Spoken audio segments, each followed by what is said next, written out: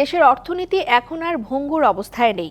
ICU থেকে কেবিনে স্থানান্তর হয়েছে, এমন দাবি করেছেন অর্থ উপদেষ্টা ডক্টর সালেউদ্দিন আহমেদ।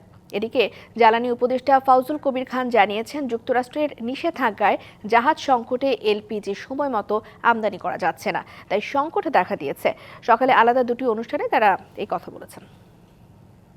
প্রচুর করাপশন, অর্থ পাচার, এগুলো তো জানি আমরা কোথায় কোথায় করে। আর অনেকে বলতে আইসিইউতে ছিল, আইসিইউ থেকে এখন কেবিনে গেছে, মোটামুটি ভালো জায়গায়। পুরোপুরি বেসরকারি খাতে দেওয়া হয়তো ঠিক হয় না।